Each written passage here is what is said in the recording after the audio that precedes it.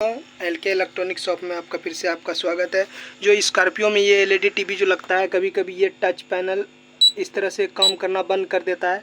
बंद करने का कारण क्या रहता है, उसका जो स्प्रिंग रहता है साइड में, वो स्प्रिंग में कभी कभी कार्बन लग जाने की वजह से इस तरह से ये काम करना बंद कर देता है।